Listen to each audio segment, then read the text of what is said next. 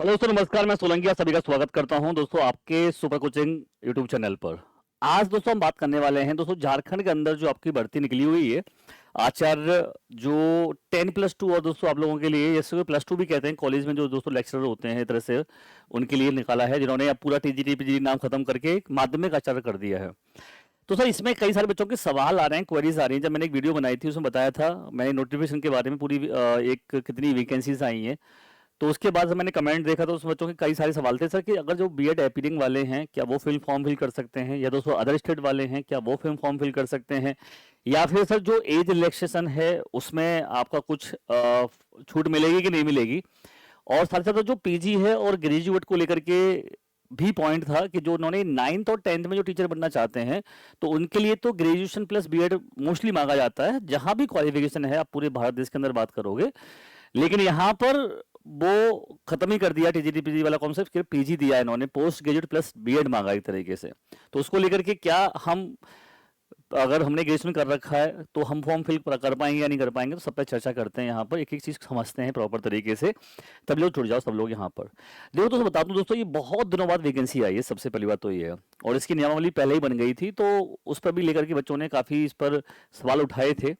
अब जब नोटिफिकेशन पूरा आ गया है, उसके अंदर उन्होंने क्वालिफिकेशन देखा है, तो दोस्तों ध्यान रखिएगा, जो बच्चे बीएड कर रहे हैं, जिन बच्चों का बीएड आपका, अब देखो बीएड करने का मतलब क्या होता है, अपीयरिंग का मतलब ये होता है सर मैं बीएड में एडमिशन ले लिया तो मैं अपीयर हो गया। तो ऐसा नहीं है। बीएड में दोस्तों आपका फाइनल सेमेस्टर है, यहाँ पे तो साफ साफ लिखा हुआ है, अगर आप उसको नोटिस को पढ़ोगे तो यहाँ पर ध्यान से जाना दोस्तों, इसमें लिखा हुआ है कि शिक्षक प्रशिक्षण के वैसे अभ्यर्थी जो शिक्षक प्रशिक्षण पूरा कर लिए हैं तथा प्रशिक्षण की परीक्षा में सम्मिलित होने वाले हैं को शिक्षक नियुक्ति हेतु आयोजित होने वाली परीक्षा के लिए आवेदन भरने की अनुमति दी जाएगी। यानी कि सर अगर आपका बिल्कुल लास्ट सेमेस्टर चल रहा है और आप परीक्षा में दोस्तों जुलाई में या दोस्तों अगस्त में आपकी परीक्षा होने वाली है और आप उसमें बैठेंगे तो आप लोगों को अनुमति दी जाएगी। लेकिन ये नहीं है कि आपका पहला ही सेमेस्टर है, ठीक है, तो आप परीक्षा में बैठ पाओगे, फिर नहीं मिलेगी।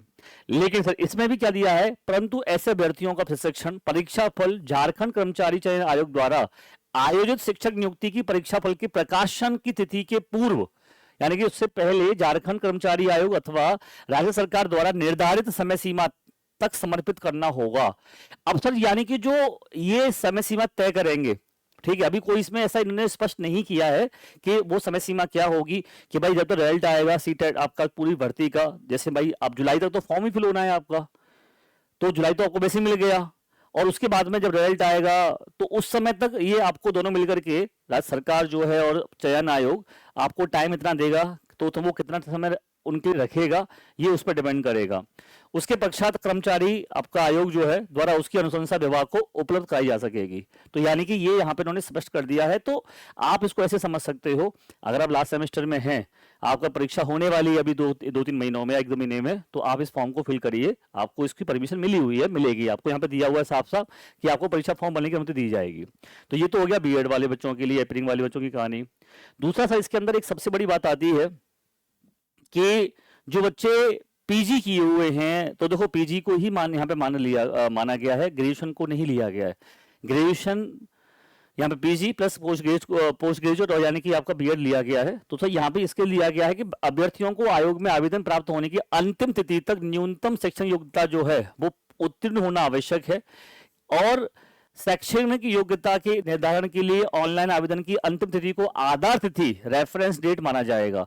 यानी कि आपके पास पता है कि 18 जून से आपके फॉर्म फिलअप शुरू हो रहे हैं और 17 जुलाई तक ये फॉर्म भरे जाएंगे। तो उस जुलाई तक आपके पास अगर आपका अभी पेपर है आपका पीजी का और वो पेपर हो जाता है, ठीक है, तो उसको आधार माना जाएगा। ध्यान रखिएगा, इसमें ज्यादा टाइम नहीं दिया गया, इसमें उन्होंने साफ स्पष्ट कर दिया कि बेस तिथि जो है आवेदन की अंतिम तिथि मानी जाएगी। यदि कोई अभ्यर्थी तिथि की तक निर्धारित शैक्षणिक योग्यता नहीं धारण करते हैं तो वे क्या होंगे, अयोग्य समझे जाएंगे। उसके बाद अगर आपका परीक्षा होती है, आपको मिलता है आपकी पीजी की डिग्री, तो वो मान्य नहीं होगा। ये इन्होंने यहाँ पे इसको क्लियर कर दिया है। तो ये दोनों पॉइंट आप लोगों के लिए यहाँ पे इंपॉर्टेंट थे, मैंने बता दिया है, ठीक है। तो ये आप लोगों के लिए यहाँ पे इन्होंने डाल दिया है, ठीक है। आप देख सकते हो कंप्यूटर साइंस में दोस्तों भर्ती जो निकली थी उसके लिए बता दिया था मैंने आप लोगों को।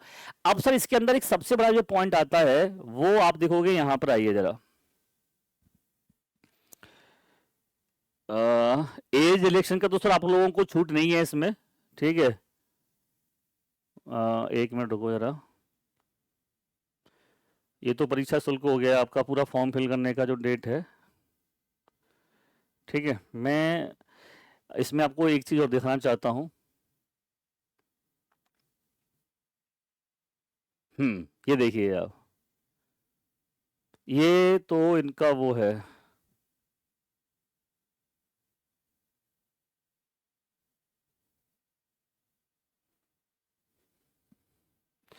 ये सारे इनको अपने आवेदन भरने हैं यहाँ पर। ठीक है, तो देखो यहाँ पे निवासी वाली बात आती है सर, झारखंड का स्थानीय निवासी प्रमाण पत्र। देखो यहाँ पर ये आपको यहाँ पर चाहिएगा। ठीक है, ये चले जो बच्चे बादर अदर स्टेट से हैं, एक चीज तो अभी समझिएगा कि इन्होंने कहीं भी ऐसा स्पष्ट नहीं किया है, लेकिन सर यहाँ पे इन्होंने साफ लिखा हुआ है कि 2/6/2016 अथवा तो इसके बाद में क्या करना है आपको, झारखंड का स्थानीय निवासी प्रमाण पत्र ही मान्य होगा।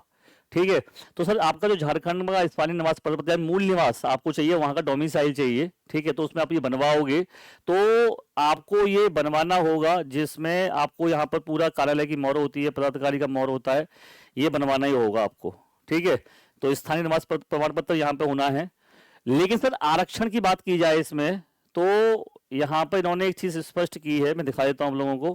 प्रॉपर उन्होंने ये सिलेबस पूरा दे रखा है इन्होंने। तो सर अदर स्टेट वाले बच्चों के लिए ध्यान रखिएगा, इसमें इन्होंने ऐसा कहीं नहीं लिखा है कि भैया डोमिसाइल जो है आपका लगेगा। ठीक है, तो उसमें अभी मेरा कुछ कुछ पॉइंट है, मैं जब तक उसमें क्लियर नहीं हो जाता तब तक क्लियर नहीं करूंगा। लेकिन सर अभी इसमें ऐसा कुछ नहीं है कि अदर स्टेट वाले भर सकते हैं। ठीक है, इन्होंने आरक्षण को लेकर के बात कही है कि आपको वहां पर आरक्षण जो बच्चों को चाहिए उनको अपना वहां पर डोमिसाइल लगाना होगा, जाति प्रमाण पत्र लगाना होगा।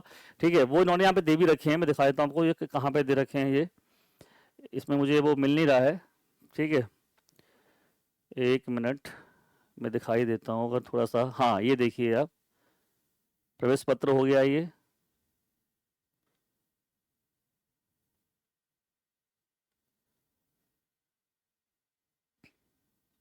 तो सिलेबस है पूरा आपका इसका।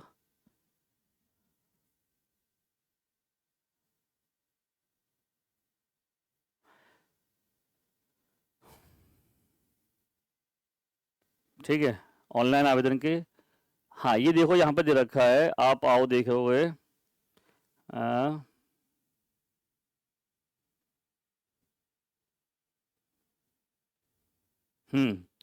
ये देखिए आप जरा यहाँ पे देख सकते हो, आरक्षण का दावा करने वाले अभ्यर्थियों हेतु स्थानीय निवास पत्र की आवश्यकता होगी। जो बच्चे आरक्षण चाहते हैं या दोस्तों जिनको आरक्षण की जरूरत है, तो यहाँ पे इन्होंने साफ लिखा है, पॉइंट को ध्यान से समझना। तो प्रमाण पत्र आपको मूल निवास पत्र भी चाहिएगा। ठीक है, और मूल निवास पत्र के साथ साथ दोस्तों आपको यहाँ पर स्थानीय निवास पत्र जो है मान्य होगा, जिसका मानक पत्र जो है उस पर आधारित होगा। और ये भी इन्होंने डेट भी डाली है इसमें, 19/7/2019 के पूर्व अंचलाधिकारी के स्तर से निर्गत स्थानीय निवासी पत्र जो है मान्य नहीं होगा।